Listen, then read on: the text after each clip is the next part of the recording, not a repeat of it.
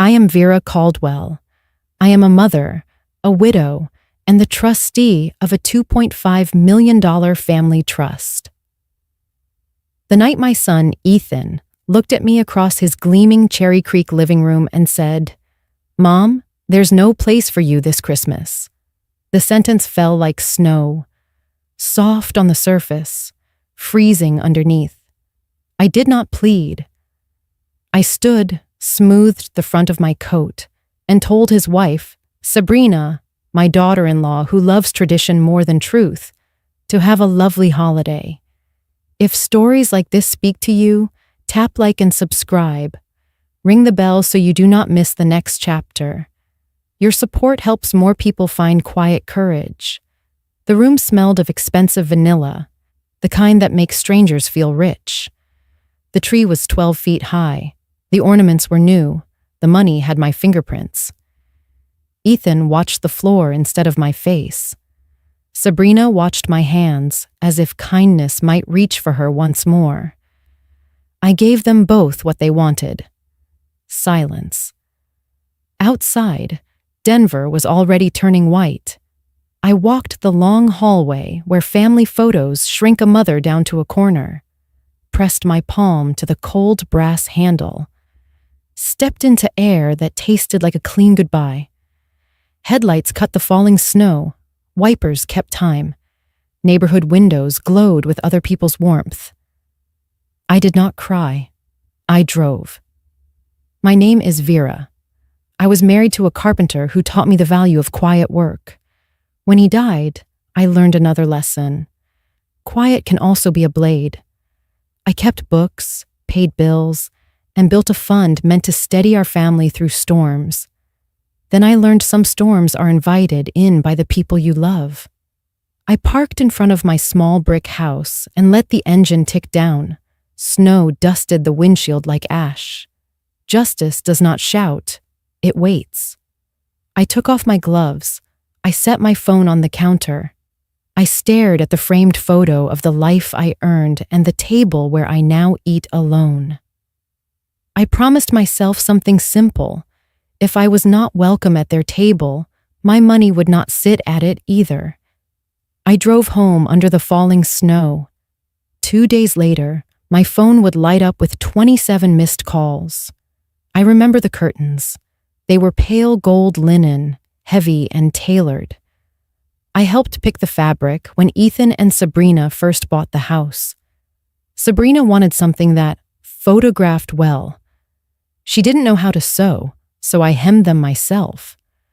I remember standing on a ladder while Ethan held the pins, pretending to be useful. He smiled then. It was a different kind of silence. Now the curtains still hung there, unchanged, but I no longer had a place beneath them. That morning, I opened the old file folder I kept in my bedroom dresser. It was thick with receipts.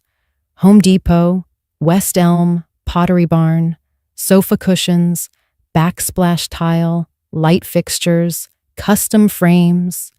Their house was my retirement plan in disguise. Every choice, every swipe of my card had been coded in love and unspoken expectation that there would be a chair left for me at the table I helped build. I once paid for the down payment when their loan fell short. "Just until the bonuses come in," Ethan had said. The bonus never came. But I didn't press. I never did. Love made the silence easier to justify. There was a photo on their mantle. I saw it the night I was dismissed. Ethan, Sabrina, and their 2 kids standing on a beach somewhere in California. Everyone in matching sweaters. I wasn't in that photo, but I had bought the sweaters. I stood in my hallway now, holding a framed picture of Ethan at 7 years old, sitting in a cardboard fort we built from refrigerator boxes. He was grinning, wild-haired, missing a front tooth. I used to believe that version of him was still somewhere inside the man who asked me not to come. But the evidence was fading. Every inch of their home had my fingerprints. The bar stools, the French press, the hardwood refinishing after the water leak. I helped paint the nursery when Sabrina was too tired to stand. I bought the stroller she pushed through Cherry Creek shopping district like a badge of status. When people complimented her, she never mentioned me. I stared at the records spread across my bed. My name was never on the deed, not on the mortgage, not even on the gift letters. But the money flowed from me like an invisible vein feeding a body that no longer acknowledged its source. They said it was about space, that there wasn't room for me. But I had made room, financially, physically, emotionally, over and over again. I made room when I moved into a smaller house so they could afford theirs. I made room when they needed childcare and couldn't pay for it. I made room when I let their mistakes live rent-free in my forgiveness. That morning, I realized something sharp. I wasn't excluded by accident. I was removed on purpose. Not forgotten, erased. I sat at my dining table, smaller than theirs, older than theirs, but mine. I spread the receipts out like cards and stared at them until the ink looked like bruises. Love doesn't always come with a thank you, but disrespect often arrives dressed as tradition. I didn't feel anger, just clarity. A long, slow unfolding of facts I had been refusing to see. And when I did finally see them, I knew what I had to do next. I can still feel the chill of the brass doorknob. That night, after Ethan spoke his sentence, I stood in their hallway a moment longer than necessary. Not because I was unsure, but because I wanted to remember. The family photographs on the wall had changed over the years. At first, I was everywhere, holding newborns, laughing in kitchens, wrapping scarves around tiny necks. Then fewer, then smaller. By the end, I was a blurry figure in the back of a graduation photo, half hidden behind a bouquet. I ran my fingers lightly across one of the frames. It was dusty near the top. No one cleaned that high unless they were looking for something. I used to clean everything. Now I wasn't needed, not even in the corners. Sabrina stood behind me, not close enough to touch. Her heels clicked once on the floor, a tiny reminder of whose house it was now. I turned slightly and nodded. "Tell them, Merry Christmas," I said, not bitter, not angry, just finished. She didn't reply. She didn't have to. Her silence was a language we both understood. I wrapped my scarf, careful with the ends. My coat was thick wool, the kind that lasts through seasons and heartbreak. I zipped it up to my chin, adjusted my gloves, and opened the door. The snow was still falling, light and slow, like feathers giving up. It settled onto my shoulders without asking permission. The air bit at my cheeks as I stepped down onto the walkway. Porch lights glowed in the distance. I could see silhouettes behind windows, families gathering, laughter flickering behind curtains. A warmth I once believed was permanent. My boots crunched softly as I walked to the car. No one followed. No one watched. I paused before opening the driver's door. Took one long breath. I had cooked in that kitchen, changed diapers in that guest room, folded blankets on that very couch. And now I was leaving like a visitor who'd overstayed. Only I hadn't. Inside the car, the engine hummed. I turned on the headlights and watched the beams push through the snow. My wipers moved back and forth, steady as breath. I looked once more at the house in the rearview mirror, a warm light in every window, but none for me. I did not cry. I placed both hands on the wheel and drove into the night. They had told me there was no place for me, so I made one elsewhere. I sat at my kitchen table with a yellow notepad and a calculator that beeped too loudly in the quiet. The snow outside had stopped, but its hush still hung in the air. I pressed the buttons carefully, double-checking each figure like I used to do with our grocery lists when Maria was alive. Back then, we had stretch meals and make-do weeks. But we had enough, and we had each other. The first number I wrote down was 20,000, the amount I wired for their down payment when the appraisal came in low. Sabrina had cried on the phone, said it was their dream home. Ethan didn't call me himself. He sent a text that said, "If you can, Mom, no pressure." I answered, "Of course." Then came the 7,000 for the roof repairs, the 15 for the kitchen remodel, the recurring babysitting costs I never charged, the bills I paid when they were between paychecks. Add in the credit card I let Ethan use during their second pregnancy, the one he never returned. Every holiday, I brought more than gifts. I brought coverage, so they wouldn't have to. I totaled the numbers. Then I looked at my bank balance. The difference was staggering. I had spent more on helping them build their life than I had spent building my own in the last decade. I hadn't bought new shoes in 2 years. I skipped dental appointments. I cut my own hair. I let the roof leak in the corner of my bedroom because it only dripped when it rained hard. Love had become a currency, and I had been spending it like it would return with interest. I remembered the second mortgage I signed when Ethan's job fell through. The banker looked at me, brows raised, pen in hand. "Are you sure, Miss Caldwell?" he asked. I was. I thought, this is what mothers do. But I was wrong. Mothers don't erase themselves to be useful. They don't set themselves on fire to keep someone else's holiday warm. I looked down at the paper. The numbers didn't lie, and they didn't flinch. They just sat there, a quiet monument to every moment I had said yes when I should have paused.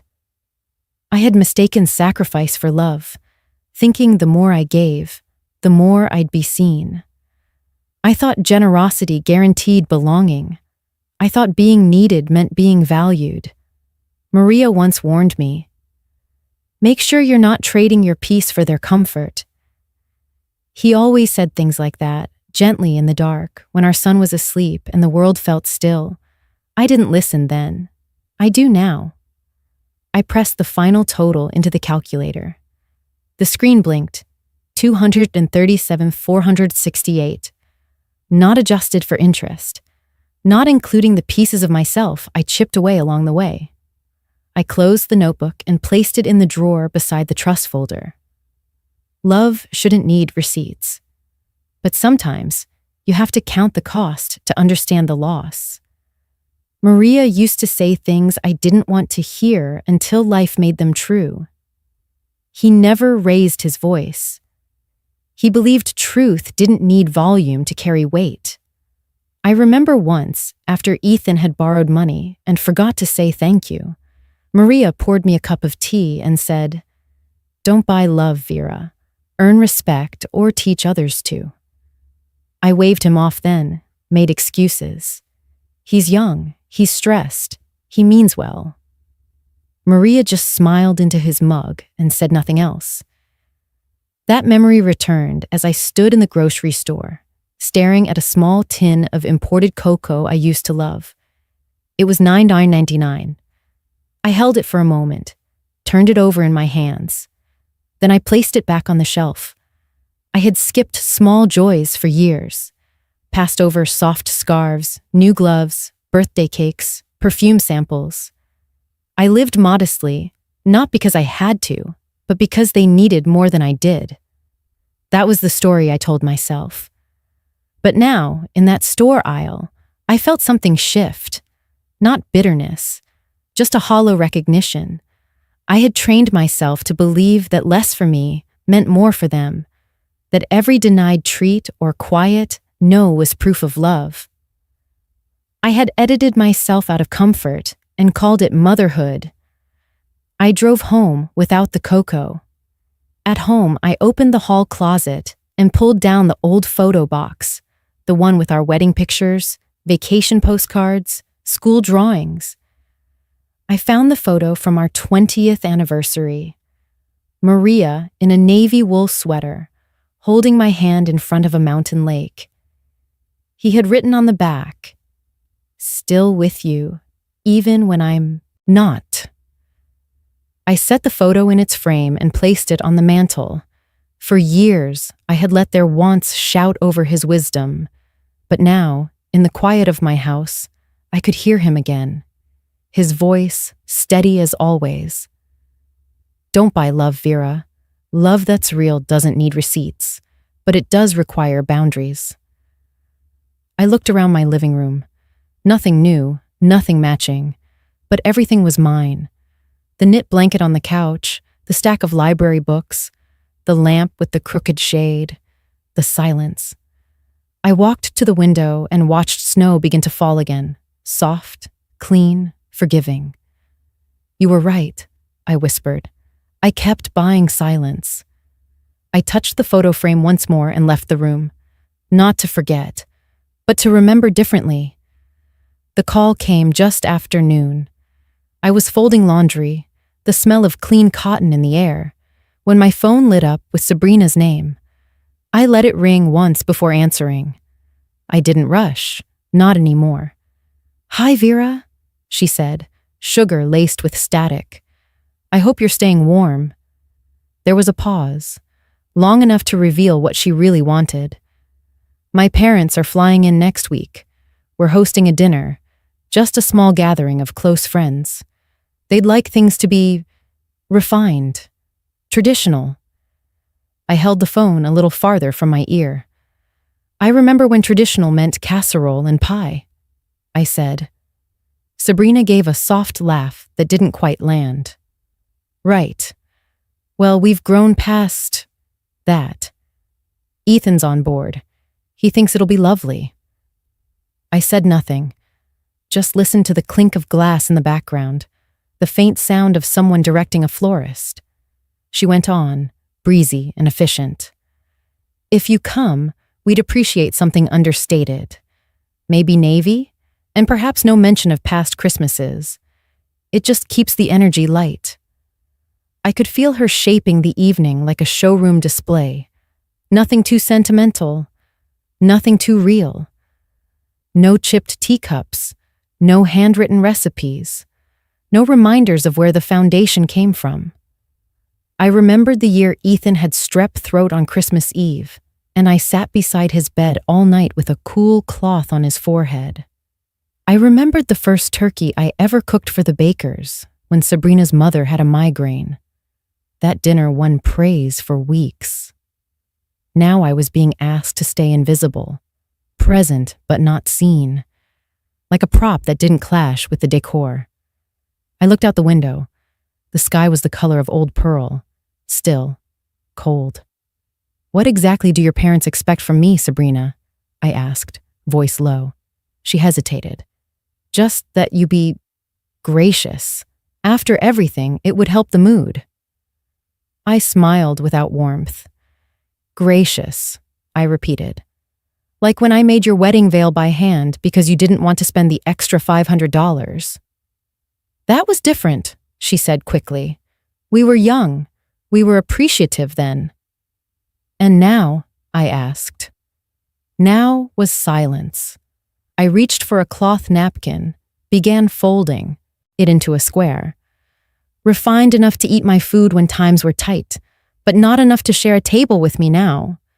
Sabrina's voice changed. "That's not fair." "No," I said. "It's precise." There was another pause. She didn't hang up. Neither did I. "Just think about it," she said finally, the sweetness returning like a glaze over bitterness. "It's important to us." "Of course," I said, folding the last napkin. "I'll take care of everything." I ended the call. Then I set the phone down, turned to the window, and let the silence settle again. The second call came that evening. I was simmering lentils when the phone buzzed again. Sabrina once more. I let it ring 3 times before answering, wiping my hands on a towel. Hi again, she said, her tone brisker now. Quick thing, my father was asking who else might be at the dinner. He mentioned your late husband. Maria, was it? I leaned against the counter, heart slowing. It was, I said. Well, I suppose it's just good to know who will be discussed. My parents are very careful with legacy. They come from a world where everyone understands their place. I let her words settle like a draft across bare skin. Maria knew his place, didn't he? She added. Hard-working, simple, honest, the kind of man people remember fondly, but quietly. The spoon in my hand paused mid-stir. My knuckles tightened. I placed the spoon gently in the sink and picked up the phone with both hands. Maria, I said slowly, had more grace in his silence than your family has ever mustered in its noise. Sabrina exhaled, startled. Vera, I didn't mean— You did, I said. There was a sharp quiet between us, the kind that usually follows something breaking. We're done pretending, Sabrina, I continued. Pretending I'm welcome. Pretending this is mutual. Pretending tradition is anything but control with better dishes. She scoffed, trying to regain ground. You're blowing this out of proportion. I laughed once. No, dear, I'm seeing it in proportion, for the first time. She shifted tones again. If you don't come, people will notice. Let them. You'll regret this. No, I said, calm and final, but I suspect you might. Then I ended the call. I stood for a moment in my kitchen, the lentils still bubbling, the window fogging with warmth. Outside, snow had started again. Inside, the line had been crossed, and I had drawn it. I woke early the next morning, before the sky turned silver, before the neighborhood stirred. The house was quiet, the kind of stillness that follows certainty. I made a cup of coffee, black, no sugar, and sat at the small table near the window. Snow clung to the corners of the glass. I watched it melt slowly, like hesitation finally giving way. The trust folder sat in front of me. It was thick, worn at the edges, bound in brown leather. Maria had helped me draft it years ago, when the idea of growing old alone was only a shadow, not yet a shape. Prepare while you still feel strong, he had said. I didn't know then how right he would be. I flipped through the pages until I reached the section I knew by heart. Clause 7.3. In the event that the trustee identifies misuse, manipulation, coercion, or financial negligence that may threaten the security or intent of the trustee may, without prior consent from the beneficiaries, suspend disbursements and freeze access until such misuse is evaluated or resolved. I read it once, then again, and then I reached for my phone. The line rang twice before a calm voice answered. This is Carla with West and Mountain Trust Services. How can I help you today? This is Vera Caldwell, I said. Trustee of the Caldwell Family Trust. I need to initiate a freeze on the primary account. She didn't respond right away. I could hear the click of keys in the background, the hum of a distant printer. Then she spoke, voice measured. Yes, Ms. Caldwell. You're listed as sole trustee with full authority. May I ask if this is in relation to suspected misuse? It's in relation to repeated disrespect, I said, which has turned into neglect, and Clause 7.3 covers both. There was a pause. Not hesitation, just process. I understand, she said. We'll flag the disbursement schedule as suspended effective immediately. That includes debit activity, scheduled transfers, and access to joint usage cards. Would you like notification when the freeze is confirmed? No need, I replied. I already know it's the right decision. She thanked me for calling. I ended the conversation and placed the phone down gently, like it was the final page of a book I had taken too long to finish. I stared at my hands. They didn't shake. For years, I had handed out love in envelopes and wires, wiring comfort into people who no longer made room for me in their lives. I had funded birthdays I wasn't invited to, paid for vacations I only saw through Facebook posts. I gave and gave, believing that generosity was the same as security. But love without respect isn't family. It's a transaction. And I was done funding their lifestyle while being erased from it. I rose from the table and walked to the desk in the living room. I opened the drawer and pulled out every copy of the trust summaries, bank statements, gift letters, tax documents, all of it. I stacked them neatly, then pulled out a black pen. I wrote 3 words across the top page. Suspended until noticed. I capped the pen and slid it back into its place. Then I sat once more and let the stillness wash over me. Not grief this time, not guilt. Something steadier, something clean. They had mistaken my silence for permission. Now they would learn it was preparation. And justice, at last, was mine to authorize. That evening, I built a fire. I hadn't used the fireplace in years. It was more for memory than heat. A space Maria once tended with care, his hands steady as he stacked the wood just so. I mimicked the way he used to do it. 2 logs, cross-hatched, kindling in the center, a single match. The flame caught slow, then fast. I sat cross-legged on the rug and fed it 1 sheet at a time. Old printouts, duplicates of receipts I no longer needed, notes scribbled during phone calls that were never returned, a photo of Ethan and Sabrina in front of their house, the house I helped them buy, both smiling like their lives had no roots. The fire didn't rage.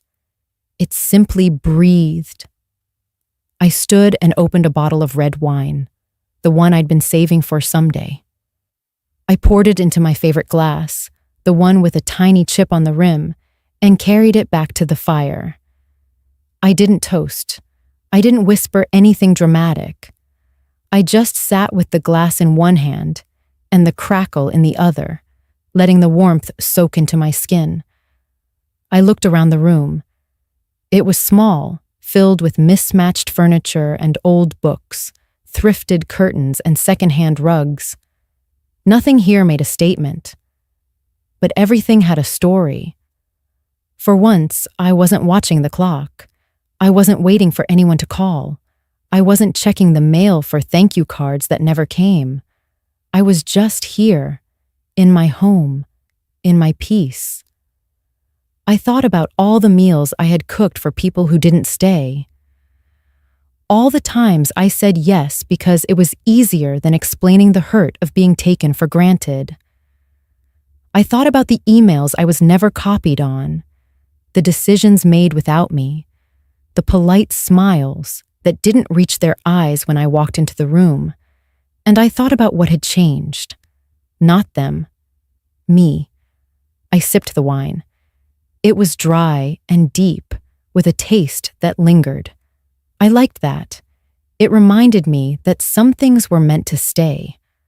On the table nearby, the trust folder remained closed, not hidden, not forgotten, just waiting, like I had waited, for the right moment.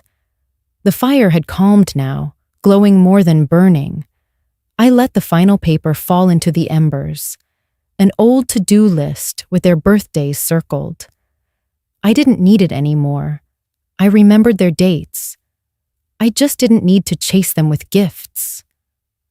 I leaned back in the chair Maria once called his thinking seat. The wine sat warm in my chest. The room breathed with me. For the first time in years, Christmas Eve felt like mine. No obligations, no noise, no debt dressed as duty, just a fireplace and a glass of red wine, and the quiet joy of knowing I had finally chosen myself. The message came the next day, short and bright, as if nothing had happened. "Hi, Vera. Quick favor. Could you pick up my parents from the airport? Their flight lands at 2 p.m. Just wear something decent. Thanks so much." No greeting, no question mark, just the assumption of my compliance, tucked neatly behind a smiley face. I read it twice, then set the phone down beside my coffee. The living room was quiet. The fire from the night before had left a soft trail of ash in the hearth. The air still smelled faintly of cedar and warm stone. Outside, a layer of snow rested untouched on the porch railing. I stirred sugar into my mug and leaned back into the chair. It was always like this with Sabrina, requests disguised as niceties, expectations camouflaged as courtesy. I picked up the phone again, reread the message. Not a word about our last conversation, not a single acknowledgement of the lines crossed. Just the next order, the next assumption that I'd say yes, because I always had. I set the phone face down and let it rest there. The thought of Celeste and Harold walking through the arrivals terminal, scanning the crowd for someone in pearls and pressed navy, was almost comical. I imagined Sabrina's voice. She'll be holding a sign. She knows how to behave in public. They didn't want family. They wanted a chauffeur with good posture. I stood slowly and walked to the window. The sun was low, casting a quiet amber glow over the driveway. My car sat there, covered in a soft coat of white, waiting, like it always was. I thought of all the favors I'd done that were never called favors. All the late-night babysitting shifts, the holiday meal prep, the silent gift cards slipped into drawers when bills were overdue. No one thanked me, but they all counted on me. I returned to the table and picked up the phone again. "Of course, I'll take care of everything," I typed and sent it. Not because I would, but because I was setting the stage. Sometimes compliance is camouflage. I stood and went to the closet, pulled out my winter coat, and dusted it off. Then I reached for my leather case, the one with the documents inside. I clicked the latches open and checked the folders one by one. Trust paperwork, bank letters, printed screenshots, all labeled, all in order. At 12:15, I brewed a fresh pot of coffee. At 12:40, I ironed my blouse, the same navy one I wore the day I became a trustee. At 1, I sat back down at the table, opened a crossword, and circled one of the clues. Delayed gratification. 7 letters. I wrote the answer slowly, one square at a time. Postpone. I smiled. Help comes in many forms, and some favors return with interest. I didn't go to the airport. At 2 p.m., I poured myself another cup of coffee and turned the page of my crossword. The kitchen was quiet, except for the hum of the heater and the ticking of the wall clock. Steady, patient, unconcerned. I glanced at the next clue. Something kept waiting, on purpose. 8 letters. Postponed. I filled it in and smiled. The mug in my hands was chipped near the base, a small imperfection I'd long stopped noticing. I had owned it for years.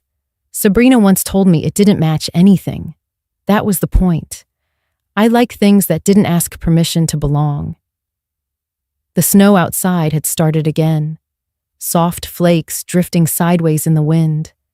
I stood by the window and watched them land on the railing, disappear, and be replaced. Some things fall apart quietly, until one day there's nothing left but white. At 2:15, the first call came in. I didn't answer. Instead, I walked to the living room, checked the folder on the coffee table, and counted the copies again. 14, one for each dinner guest, labeled and numbered. Each one included statements, letters, dates, signatures. Truth doesn't need decoration, only order. I returned to the kitchen, sat back down, and finished my coffee. The phone lit up again. At 2:47, another call, this time from Ethan. I watched the screen glow on the counter, his name appearing over and over like it had something new to say.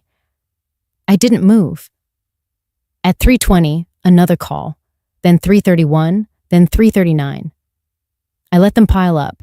At 3:45, the phone rang 5 times in a row. I powered it off. In the silence that followed, I felt no anxiety, no fear of what might happen, only space, the kind of space that grows when you stop filling it with other people's expectations. I stood, rinsed my mug, and wiped the counter down.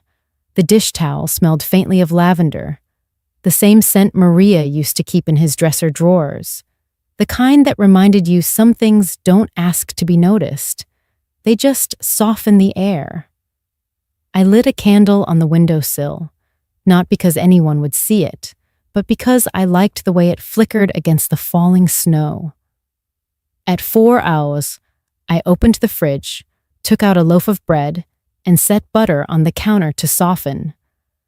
I moved slowly, not because I was tired, but because there was no reason to rush.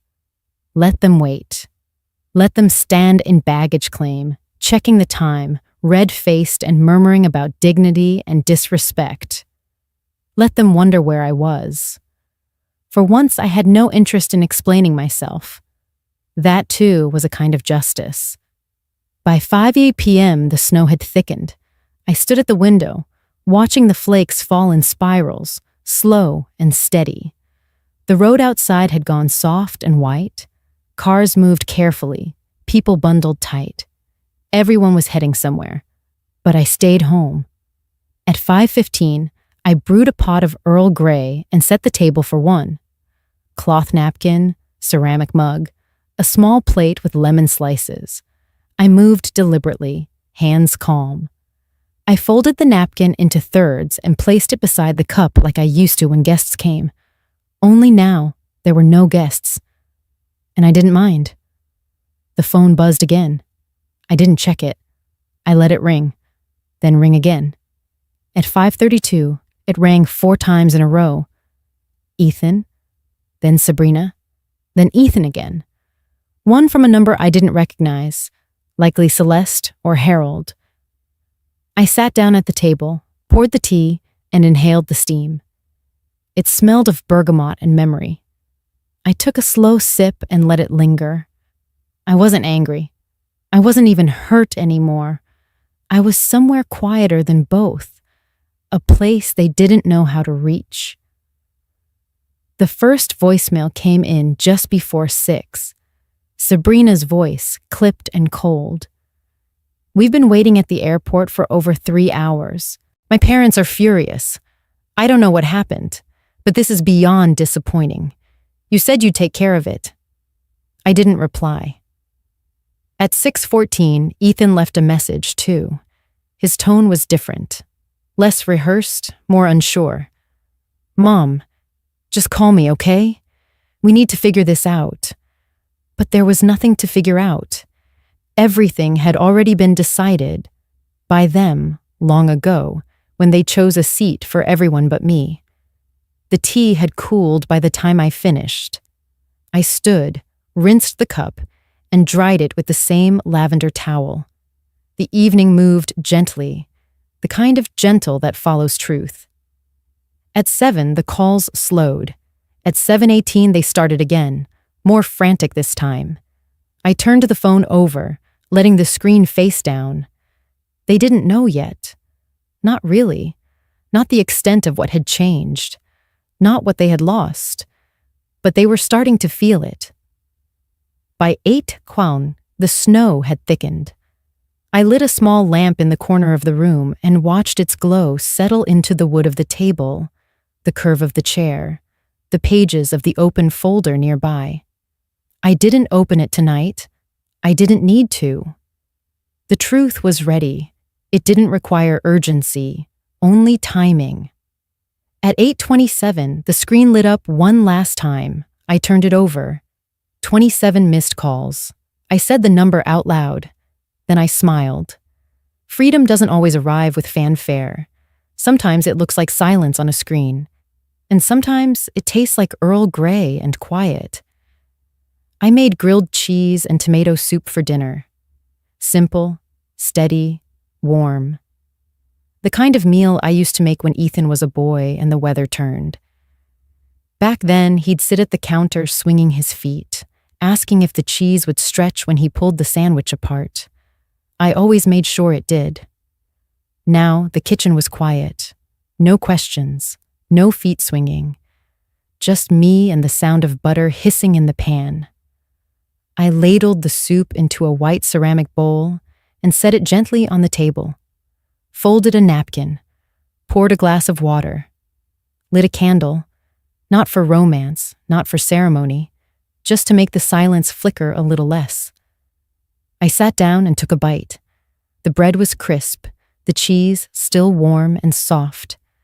I dipped it in the soup and ate slowly, with both hands wrapped around the bowl. The window beside me fogged slightly with the heat. Outside, snow dusted the porch rail like powdered sugar.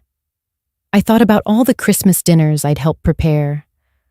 Roasts carved, pies cooled, children settled into bed with full stomachs and sticky fingers.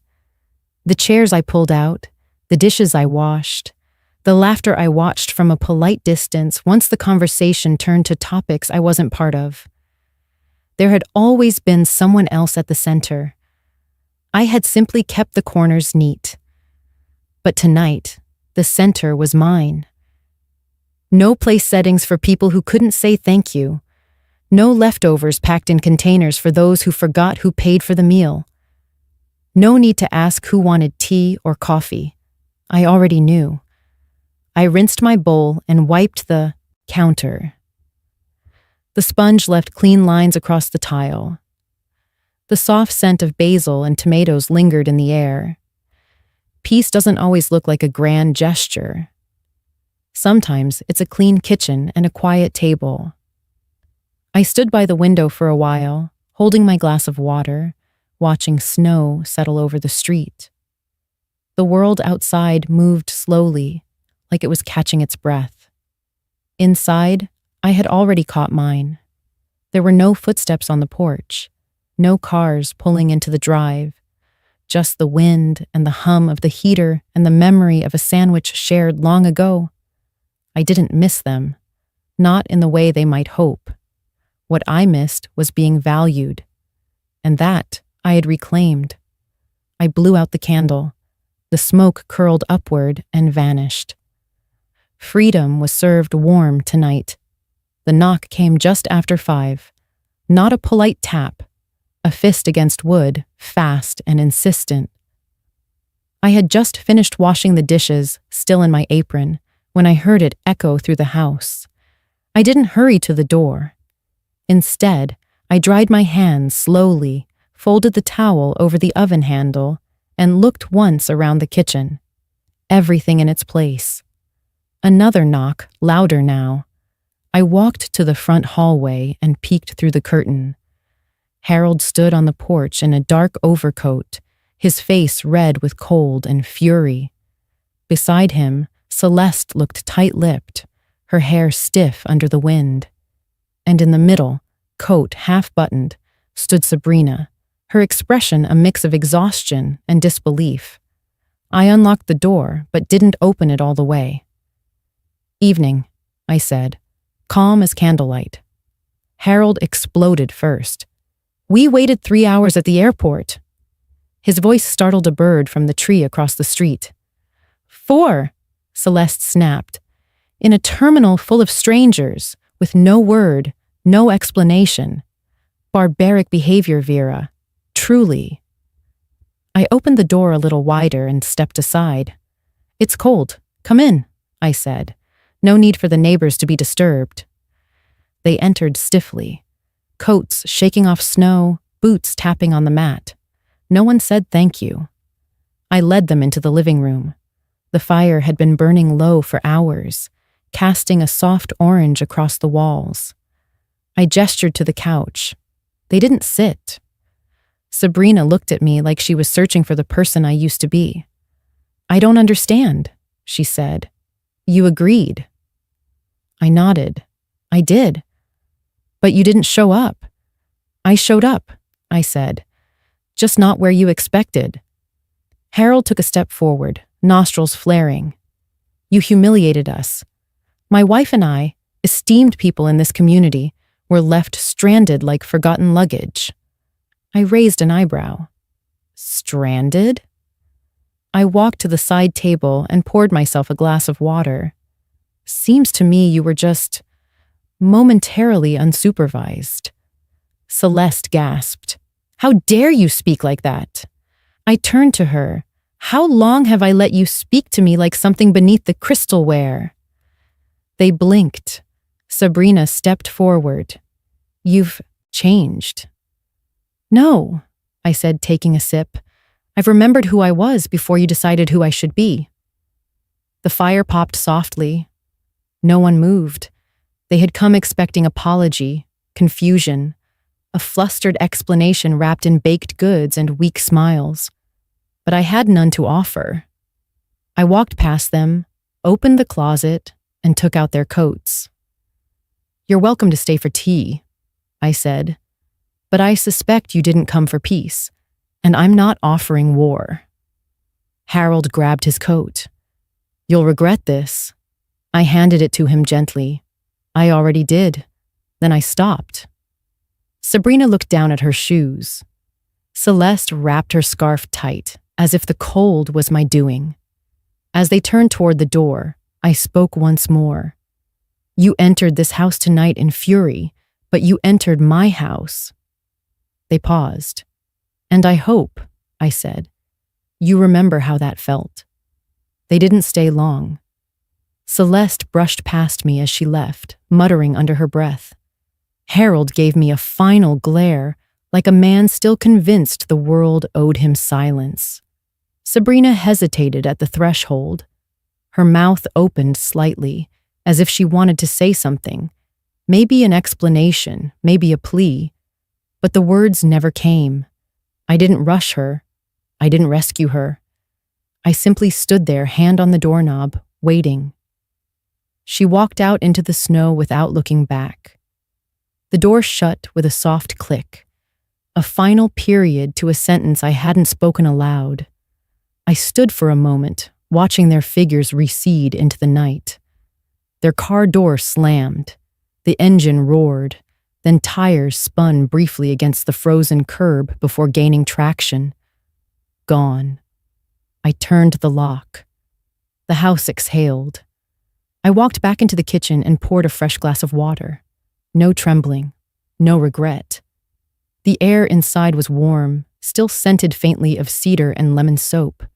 The fire had quieted into embers, flickering low but steady. The kind of flame that lasts. I carried my glass to the front window and pulled the curtain just wide enough to see them drive off. No headlights flashed. No one waved. The car turned at the corner and disappeared. The street returned to stillness. That's when I heard it, my phone buzzing on the side table. Not a call this time. A message. I picked it up. "We have connections in Denver," the text read. "Be careful how you carry yourself." No name, but I didn't need one. Celeste was never subtle. Her threats always wore pearls and punctuation. I stared at the screen for a moment, then turned it off again. I walked to the fire, picked up the iron poker, and stirred the logs once. The embers flared, briefly brighter. Then I sat down and whispered to the room, "It's quieter without you." Outside, snow continued to fall. Soft, relentless, the kind that builds quietly until the weight of it becomes undeniable. Some threats melt faster than snowflakes, and some silences are louder than doors slamming. 3 days later, I found myself standing in line at the corner market, waiting to pay for milk and oranges when I saw it. Page 3 of the Denver Ledger, folded neatly on the rack beside the gum and mints. A photo of me, grainy, taken from an unflattering angle, walking to my car in the snow.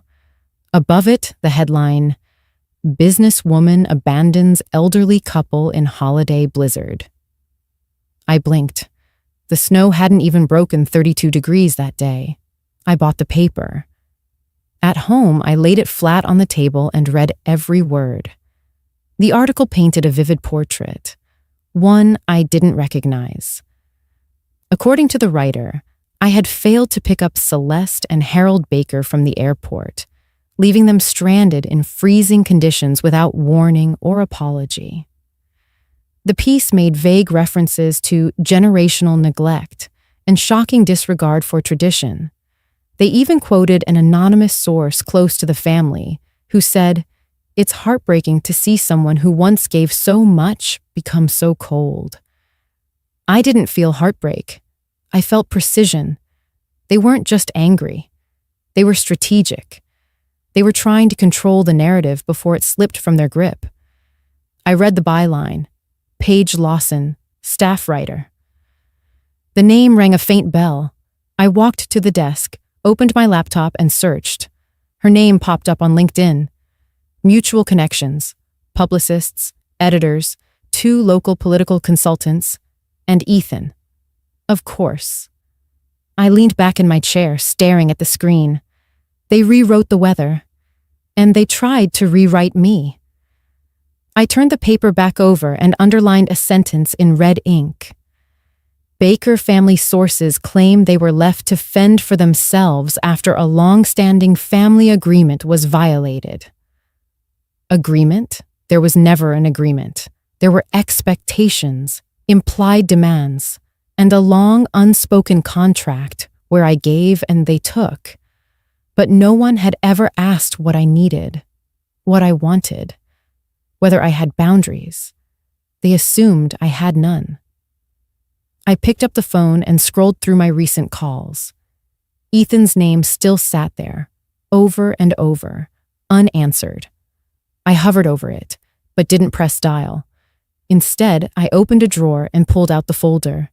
Again, page after page of documented truth.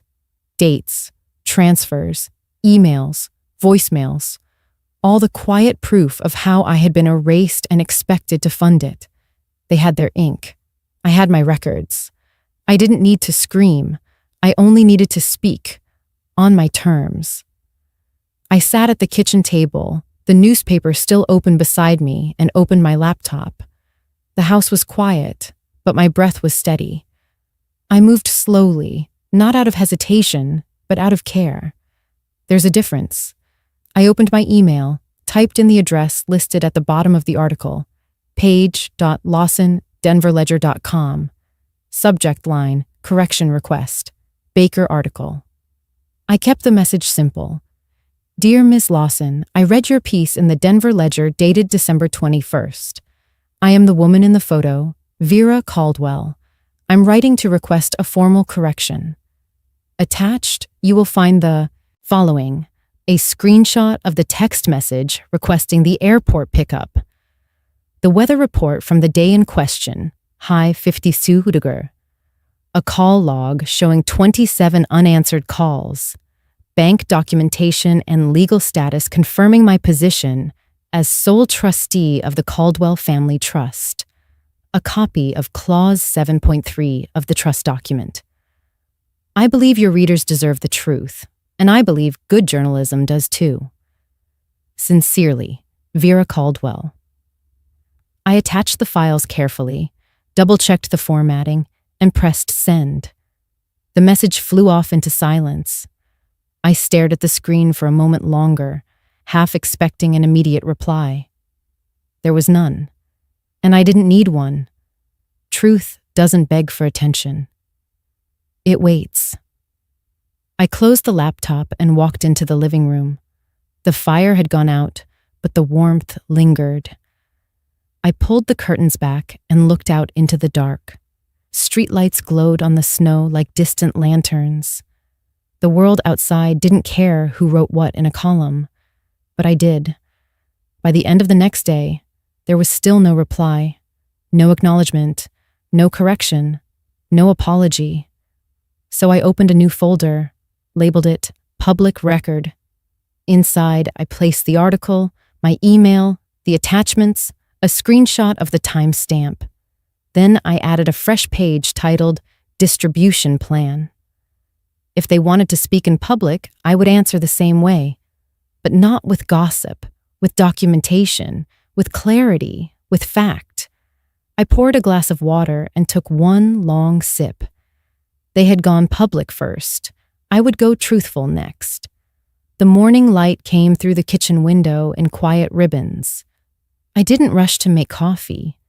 I didn't turn on the news. I sat at the table with the leather folder, opened it wide, and laid out the truth. Not the emotional kind, the paper kind. I started with the bank statements. I highlighted every transfer made to Ethan or Sabrina in the last 5 years. Rent coverage, emergency funds, mortgage payments. I attached deposit confirmations, each one marked with my name. Next came the gift letters. I had kept copies of every note I signed to help them secure their mortgage. Each one began with, "This is a non-repayable financial gift." At the time, it felt generous. Now, it felt like the first stone in a wall I didn't know I was building around myself. Receipts followed. Grocery bills from weeks they forgot their wallet. The West Elm order I paid for under my account. The Amazon charges they promised to reimburse. I printed screenshots from my email archive where Sabrina had written, "You're a lifesaver, Vera. I don't know what we'd do without you." They no longer remembered those words. I hadn't forgotten. I pulled up social media posts and printed those too. One showed Sabrina hosting a lavish baby shower. In the caption, she thanked her incredible support system, a list that included Celeste, a florist, and 3 brand sponsors. Not me. I had paid for the cake. I added the screenshot to the file. Then came the emails. I arranged them chronologically. The request for help with Ethan's business license fees. The forwarded notice for Sabrina's student loan deadline. The email asking for a bridge loan, just for a few weeks that never returned. The record grew taller. I opened my phone and took screenshots of all 27 missed calls, printed them in a single sheet with timestamps. On another sheet, I included the weather report for the airport pickup day. 52 degrees, partly cloudy, no wind. I circled the part that listed the unseasonably warm conditions for December. At the bottom, I wrote in pen. They called it a blizzard. I clipped each stack with care, placed them in labeled folders, and tucked them into my briefcase. Black leather, clean edges, same one I'd used when I signed my final will with Maria beside me. Every lie they told had a receipt I kept. Every omission came with a matching document. They hadn't counted on that. They assumed kindness erased memory. It didn't. By noon, the table was clear. 14 folders, identical in weight and truth. I snapped the case shut. If they wanted dinner served with appearances, I would bring something more filling. They wanted a story. I would give them documentation. I opened the kitchen drawer and pulled out the calendar. It was the same one I'd used all year. Floral print, thick pages, taped once in the corner where a coffee spill had curled the edge. I flipped to December and circled the 24th in red ink. A clean ring, like sealing something shut. Christmas Eve. They had chosen the battlefield. A dinner party full of polished guests, candlelight, and name cards with silent meanings. But I would choose the terms. 6:30 p.m. That was when Sabrina said dinner would begin, per the email she sent 2 weeks ago with attached seating charts and a gentle reminder to please be subtle with conversation topics. I hadn't been on the chart. I'd been listed as TBD. Now I knew exactly where I belonged. I stood and walked to the hall closet. The black leather case waited on the top shelf, beside an old wool shawl and a pair of boots Maria once polished every winter. I reached up, brought it down carefully, and set it on the dining table. One by one, I removed the folders and opened each. I adjusted the order, labeled the spines, checked the corner staples. 14 copies, evenly stacked, perfectly aligned. Bank statements, legal documents, weather reports, screenshots, emails. All truth, unadorned, unavoidable.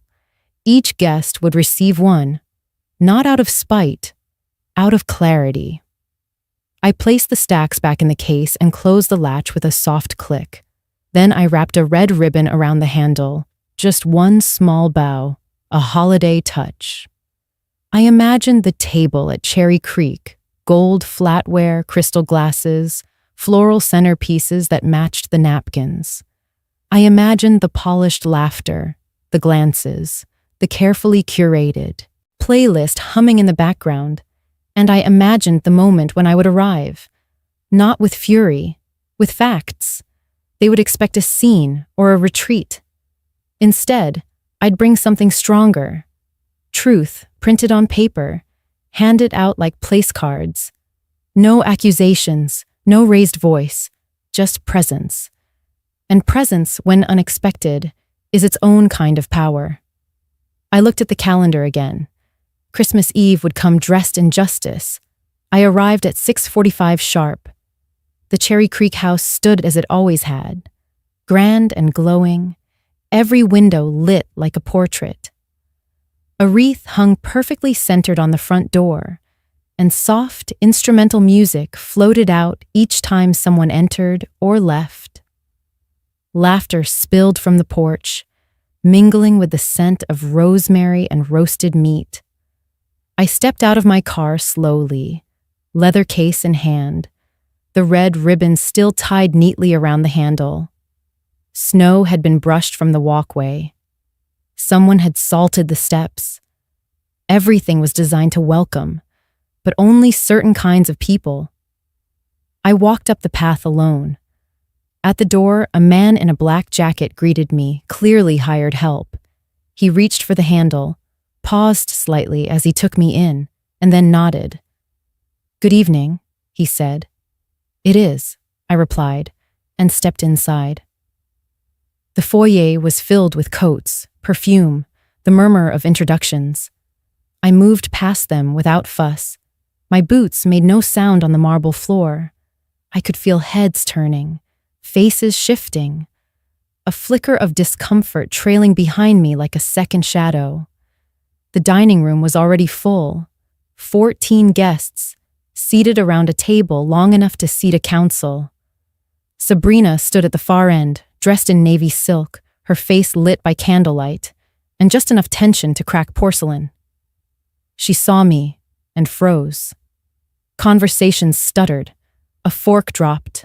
The air changed, slightly but definitively. I didn't raise my voice. I didn't smile. I simply stepped forward, lifted the leather case onto the sideboard with both hands, and said, "Good evening, everyone." Silence rippled outward. "I hope you don't mind," I continued, carefully opening the case. "I brought a few receipts." Sabrina's face tightened. "Vera, this isn't the time." "No," I agreed, looking her in the eye. "It's the truth, and the truth tends to show up exactly when it's least convenient." She took a step toward me. "This is inappropriate." "So is ingratitude," I said gently, and began removing folders, one by one. The guests looked on, unsure whether to intervene or pretend nothing was happening. Ethan hadn't stood. His hands gripped the edge of the table. His eyes never left mine. I placed a folder in front of Harold, then Celeste. Then the neighbor Sabrina often bragged about hosting. One by one, I moved around the table, not hurried, not hesitant. Each folder had a name. Each folder told a story. Bank transfers, letters, emails, dates, facts, no opinion, no accusation. Just a record of silence finally, speaking. When I reached Ethan, I paused. He looked up at me, pale, quiet, unsure. I placed the final folder in front of him. "This one," I said, "is in your name, because that's the one I trusted most." He didn't speak. He didn't need to. Around the table, pages rustled. Glasses remained untouched. The music still played from the other room, too cheerful now, like a background lie. I stepped back. "They say stories get passed down through families," I said. "But sometimes they get buried, erased, rewritten by the loudest voice in the room." I let the words hang there. Tonight I decided not to be erased. Sabrina's lips parted to respond, but no sound came. I nodded once, calm and complete. Then I turned and walked toward the door. Not rushed, not dismissed, seen, heard, accounted for. I reached the front door before I heard the voice. "Where did the down payment come from?" It was the HOA attorney. A man named Richard, seated halfway down the table, gray hair neatly combed, napkin still folded in his lap. He wasn't asking out of curiosity. He was asking out of precision. The room froze. Sabrina stiffened. Harold blinked. Celeste slowly turned her head toward Ethan, who now sat with his hands pressed flat on the folder, as if holding it shut might hold the truth inside. I turned back, slowly. "The down payment," I said clearly, "came from my retirement fund. Transferred on August 14th, 5 years ago. Page 2, second line." Richard opened his folder, flipped, found the line, and nodded once. Someone else at the table whispered, "Oh my God." I walked back toward the dining room, not too close, just far enough to make eye contact. "There's also a copy of the mortgage letter," I said. "The one where I signed a non-repayable gift declaration. That one was needed to close the loan after they came up short. Page 3. Chairs shifted. Pages turned. The sound of paper grew louder than the Christmas music humming in the background. "And if you go to page 5, I continued, "you'll find a list of cash transfers, groceries, childcare, tuition installments, car repairs, each one with a matching confirmation from my bank." Sabrina opened her folder and skimmed quickly. Her hand trembled slightly. Celeste leaned over her shoulder, reading fast. Harold's jaw tightened, his spoon forgotten midair. "I also included the weather report from December 18th, I said, "for those concerned about the so-called blizzard I left them in." A soft laugh escaped from the man seated nearest the end, then silence again. "And," I added, "for those wondering why the family trust account is frozen, please refer to clause 7.3. Ethan looked up at me, his eyes darker than I remembered. Not angry, just opened. Sabrina stood now. "This was meant to be a private gathering." "It was never private," I said. "Not after the newspaper article. Not after the voicemails. Not after the dinner invitation that listed me as TBD. Richard spoke again, this time softly. "She's right. It's all here." Celeste's cheeks were flushed. "This isn't the place." "It's exactly the place," I said, "because this is where the performance was going to happen. And I thought the guests deserved something honest for dessert." Another ripple of murmurs. I stepped toward the case, slowly, and closed it with a quiet snap. "You fed on my silence," I said gently. "Tonight, you'll digest the facts." I looked at Ethan once more. His folder still lay closed in front of him, but he had heard everything. maybe more than anyone. I loved you, I said, and I'll always want the best for you, but I won't finance my own erasure. Then I nodded once to the room. Enjoy your dinner, I said. It's the last one I'll ever pay for. And I walked out, my boots clicking softly against the tile, the warmth of truth behind me, and nothing I owed left in the air. 3 months later, a white envelope arrived in my mailbox. It was marked confidential in bold lettering from a bank I knew too well. I didn't open it right away. I made tea first, let the water steep dark and strong, and sat by the window. The sky had started to turn, winter folding itself into spring little by little.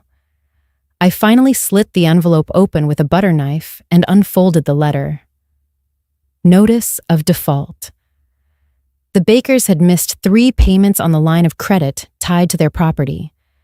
The amount due, $8,400 with penalties increasing monthly. A polite paragraph explained the options: resolve the balance or prepare for escalation. I read it twice, slowly, not out of pleasure, not even out of justice, just confirmation. They had built a life on borrowed presents, a lifestyle held up by appearances, by other people's generosity dressed as tradition. They never thought the ledger would be read aloud. They never imagined the receipts would be redistributed. Now the paper spoke what I had once whispered alone in my kitchen. I folded the letter and set it beside the stove. No calls came. No apologies followed. There were no more invitations, no more emails asking if I could just swing by or help smooth something over. Only silence. But it was the good kind now. The kind that follows honesty, not exile. I poured my tea and stood at the window. The snow was gone. The garden bed along the fence had started to soften. Little signs of green pushed through the dirt. The world was doing what it always did when truth had its season. It thawed. I took the letter, walked it to the filing cabinet, and slid it into a new folder labeled Postscript. Then I opened a second envelope, this one from my own bank. A simple statement.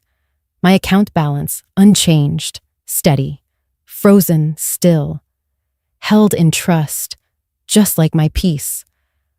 I smiled. Their debts had finally spoken louder than mine, and I was done paying for silence. I spent the next few weeks with a paintbrush in one hand and a small notebook in the other. The house needed love, not fixing, just love. The kind of care that says, I choose to stay here. The kind I had given other people's homes for years without ever offering it to my own. I started with the light fixtures. One by one, I replaced the old bulbs with soft golden LEDs. I scrubbed the glass domes until they shone like clean truth. The hallway brightened first, then the kitchen, then the little reading nook by the front window where Maria used to sit with his crossword and a cup of black coffee. Next came the walls. I picked a warm taupe for the living room, the kind of color that softened late afternoon sun. In the bathroom, I painted the trim a deep slate blue, bold, not loud. I touched up the door frames, patched the nicks left by moving furniture and time. I pulled weeds from the garden bed out back, reseeded the patch of grass that had gone thin in the corner. I planted 2 small rose bushes, even though it was early for blooms. I didn't mind waiting. Some homes grow warmer once empty. The mailbox no longer held bills that weren't mine. The phone didn't ring with hollow requests. The silence in my home had changed. It no longer echoed. It settled. It stayed. One morning, I stood in the kitchen doorway, coffee in hand, and looked around. New light fixtures, fresh paint. Flowers starting to bud along the walkway. Nothing extravagant, nothing for show. But it was mine. Every inch reflected presence, not performance. I picked up the notebook and drew a line through the last item. Repair hallway light. Then I closed it and tucked it in the drawer beside the sink. Outside, a child laughed somewhere down the block. A dog barked once, then quieted. The sky was the color of early hope. Spring had come. Not all at once, not loudly, but here. The kind of spring you notice only when you're finally looking for it. I had not noticed how dim the house had become. It was a quiet thing, the way neglect settles over time. Not damage, just a slow fading of light, of spirit. But once the account was frozen and my phone silenced, I began to see clearly again. It started with a bulb in the hallway that flickered one too many times. I replaced it. Then I replaced another, then all of them. Soft, golden light returned to the corners of my home, one fixture at a time. In the evenings, I would sit by the window with a cup of tea and watch the city breathe. Denver had always felt too wide for me after Maria passed. But now, in the stillness, I saw it differently. The same streets, the same sky, but something inside me had turned. There was room now, room for breath, room for thought, room for peace. I started waking up earlier. I painted the kitchen a warm taupe, the kind of color that absorbs morning light gently. I oiled the old oak cabinets. I fixed the drawer that always stuck and replaced the curtain that had faded to near transparency. I rearranged the spice rack, even though no one else would ever notice. It wasn't about impressing anyone. It was about choosing myself. I walked through the house with a notepad, listing everything I'd postponed. The sticky window, the wobbly banister, the dead lavender bush out front. I completed each one, slowly, quietly. I replaced things not because they were broken, but because I was finally ready for better. The fireplace had not been used since the night of the red wine. That night had sealed something for me, both an ending and a beginning. Now, I cleaned the hearth and set new kindling, ready for a different kind of warmth. I bought a new photo frame for the image of Maria and me on our last trip to the coast. He was laughing in that photo, head tilted slightly, his carpenter's hands resting on the railing. I placed it on the mantel, beside the vase of fresh lilies. The sun hit that corner every morning. It felt right. I returned the leather folder to the top drawer in my bedroom. Trust Clause 7.3 had served its purpose. There was power in action. But now, that power didn't need to be loud. It only needed to be real. One morning, I stepped outside with my gloves on and trimmed the hedge line for the first time in a year. The air was crisp, but the sunlight had softened. Denver in early spring always brought a false sense of warmth, but I didn't mind. A child from 2 doors down waved to me on her scooter. I waved back. Later that day, I found the box of Maria's tools in the garage. I ran my fingers over each one, remembering how he used to hum while sanding wood or fixing a hinge. I cleaned the rust off a small hand plane and left it out on the workbench. Not because I needed it, just because I wanted to see it again. That night, I lit a single candle on the dining table. No guests, no performance, just soup, bread, and quiet music from the radio. For the first time in a long time, I didn't feel invisible in my own house. The rooms had not changed, but I had. And somehow that made all the difference. It was a Tuesday morning when Rosa came by. I had just finished wiping down the windowsills and folding the laundry still warm from the dryer when I heard the knock, 2 gentle raps, the kind that signal kindness instead of demand. I opened the door to find her standing there in her long blue coat, cheeks pink from the cold, holding a small box of lemon muffins tied with a piece of twine. "I bake too many," she said, which we both knew was a lie. I stepped aside and waved her in. "I have fresh tea." She didn't comment on the new paint or the smell of citrus polish in the air, but her eyes moved across the room, resting for a beat on the picture frame of Maria, the flowers in the corner, the golden light spilling in across the kitchen tiles. "It's quieter here now," she finally said, slipping off her gloves. "Peaceful kind of quiet," I replied. "Not the empty kind."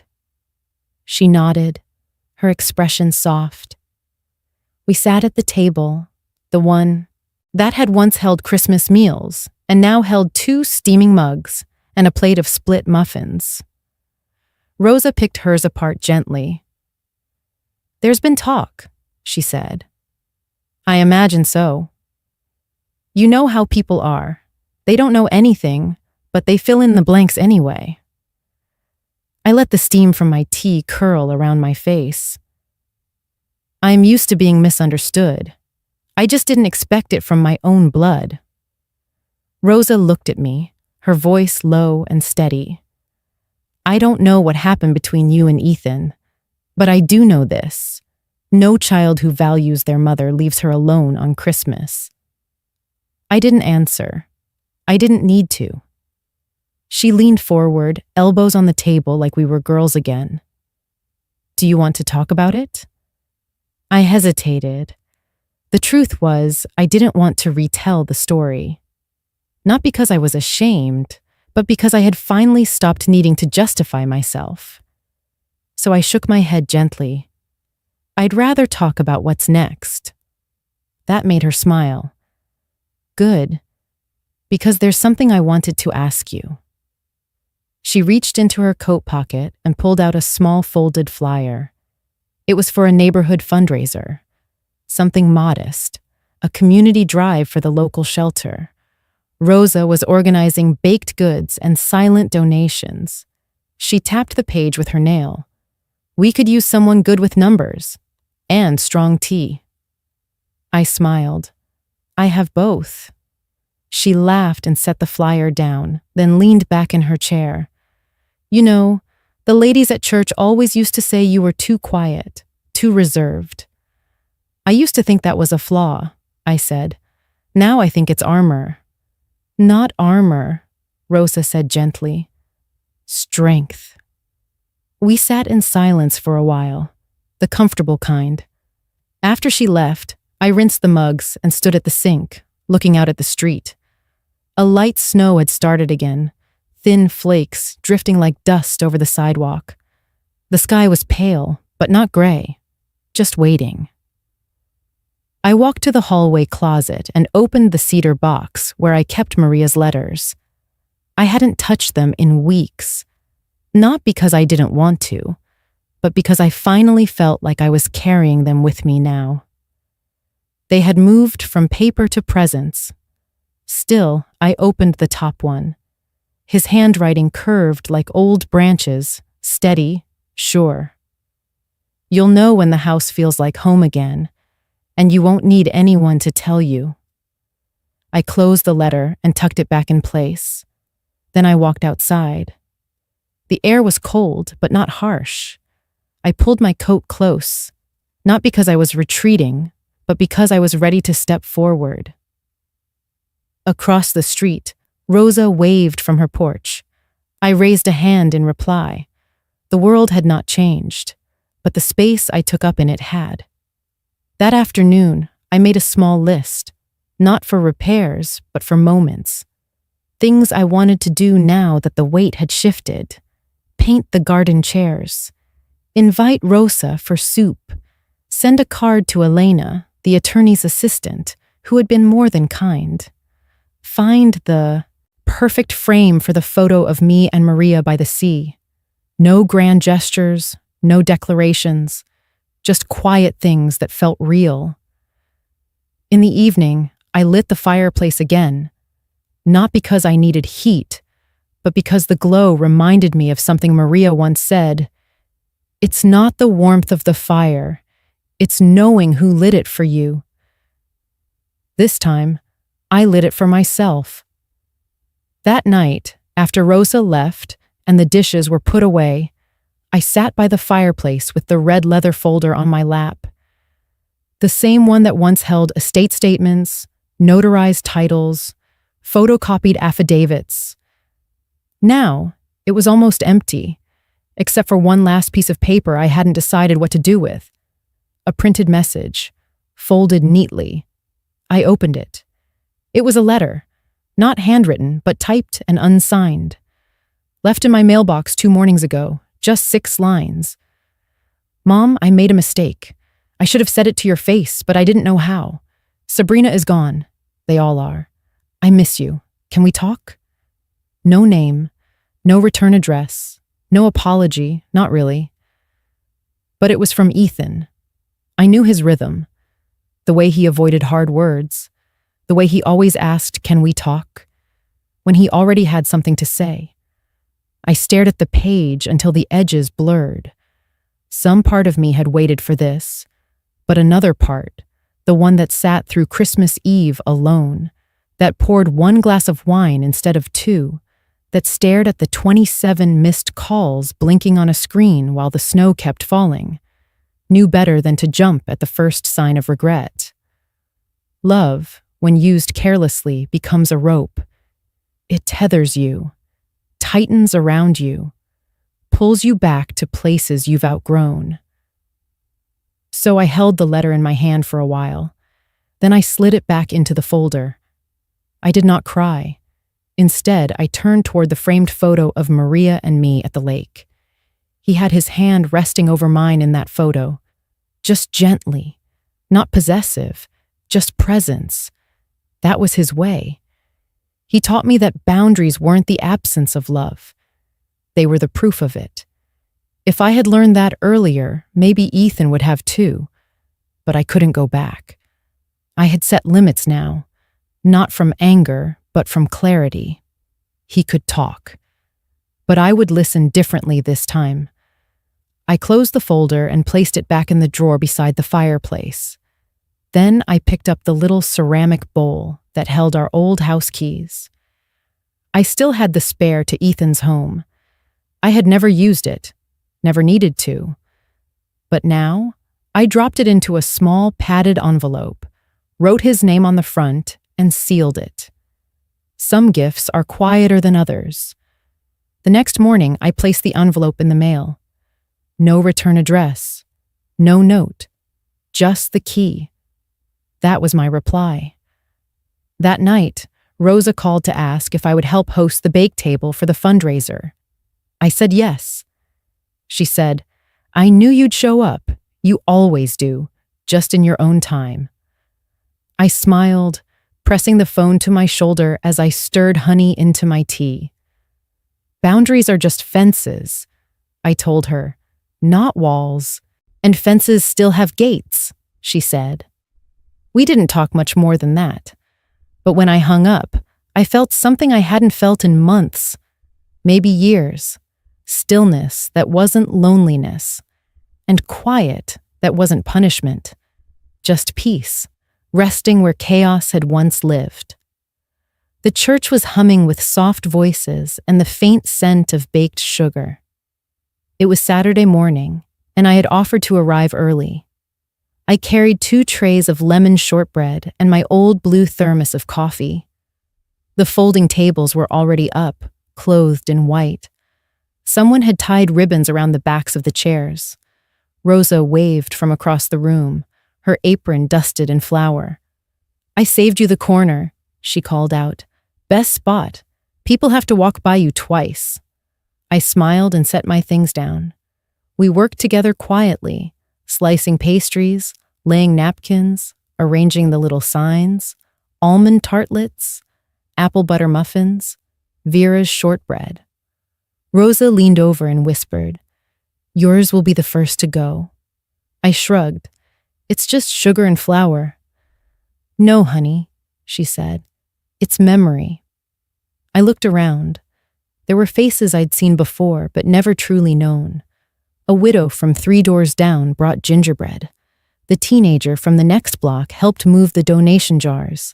Even the choir director showed up with his hands full of carrot cake and a story about how he always burns the first batch. People came, they bought, they stayed. No one asked about Ethan. No one tiptoed around last names. They just thanked me for the cookies. They complimented my sweater. They told me I looked well. And for the first time in a long time, I believed them. Around noon, a little girl approached my table. She had $2 in her mitten and wanted to know if I'd trade one cookie for a smile. I said yes. She bit into the shortbread and said, "This tastes like grandma hugs." I laughed. "Is that a good thing?" "The best thing," she said with a mouth full of crumbs. When she skipped away, I felt the warmth behind my eyes, but I didn't cry. I looked at Rosa. "You were right," I said. "It was memory." She nodded. "It always is." Later, we sat outside on the church steps. The air was cold but bright. My scarf was tucked tightly around my throat, and I held a paper cup of cocoa with both hands. "Do you ever think about what makes a family?" I asked. "All the time," Rosa said. "And?" She glanced at the sky. "I think real family are the ones who don't need you to shrink, the ones who make space, not just at the table, but in their life, in their plans." I thought of the long Cherry Creek table with its 12 velvet chairs, and the chair I was never offered. "And when blood isn't that?" I asked. She looked at me with that gaze that saw too much but judged nothing. "Then you plant new roots," she said. "Doesn't mean you stop loving the old ones. Just means you don't keep returning to poisoned soil." I didn't reply.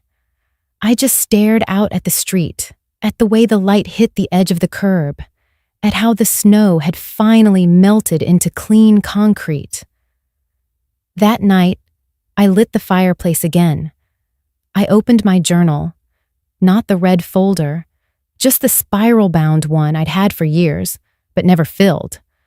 I wrote 5 names on the first page: Rosa, Linda, Maria, Elise, me. No last names, just women who showed up, women who stood for love in action, not just in holiday cards. I wrote a note to myself beneath them. Family isn't blood. Family is who stays when it's quiet. Family is who believes your story without needing proof. Then I closed the book and placed it back on the shelf. Not to forget, but to remember what I had chosen. That Sunday morning, sunlight slipped through the blinds like an old friend. No fanfare, no noise, just warmth. I didn't rush to get up. I pulled the comforter closer, held the stillness like a delicate thing. Outside, the snow was finally thinning. What remained glittered on rooftops like salt. I poured a slow cup of coffee, opened the curtains wide, and stood barefoot on the rug, letting the light reach my face. On the window glass, I traced the outline of the mountains with my finger, like I used to do with Ethan when he was 5. He once said, "The snow makes everything quiet, Mama." I whispered back, "So you can hear your heart better." That morning, I heard mine clearly. It didn't ache. It didn't whisper regrets. It simply said, "You're here, still here." I sipped my coffee by the fireplace. The red folder lay unopened on the side table now, not because it wasn't important, but because it didn't control the air in the room anymore. Beside it sat something new, a letter. Handwritten, uneven script, folded twice. Ethan's name on the back, no stamp. Left on my porch the night before. I hadn't opened it yet. I reached for it slowly, the way you reach for memory, the way you approach a wound that's almost healed but still tender. The first line read, "Mom, I don't deserve this space on your table, but if you ever make tea again, I'd sit quietly and just listen. The rest of the letter was shaky, not poetic, not full of grand apologies. Just truth. He wrote about the pressure, about Sabrina's parents, about the way he felt stuck between two homes and chose the one that applauded him louder. He ended with this: I know what I lost. I see what I tried to sell and silence. I miss your shortbread. I miss you standing in the doorway waiting with that blue scarf you always wore. I miss the version of myself who used to make you laugh. I'm sorry, Mom. Love, Ethan. I folded the letter back gently, set it down. I didn't cry. I just breathed. And the breath was different this time. Not held, not shallow, full. The sun moved across the floor like a slow dance. I opened the front door and stepped out barefoot onto the porch. The air kissed my skin. Not cold, not warm, just clean. Linda waved from across the street. She held up a jar of homemade jam. I made too much, she said. I smiled. That's the best kind. She walked over, placed it in my hands, raspberry with orange zest. You have plans for Easter? She asked. Not yet. Well, she said, we've got room, and real forks this time. We both laughed. She pointed to the sky. Snow's finally giving up. I looked up. The clouds were thin. The sky wasn't quite blue, but it was trying. It's time, I said softly. I went back inside, wrapped Ethan's letter in a ribbon, and placed it in a drawer beside my wedding photo and Maria's favorite old pen. Not to forget, but to hold the memory with care. Then I set a kettle on the stove, pulled down 2 mugs. I didn't know what would come next, whether Ethan would knock again or call, whether Sabrina would ever say my name without disdain. But I knew this. Snow melts, and when it does, sometimes hearts soften too. I took the first sip of tea and let it warm everything the snow had once silenced.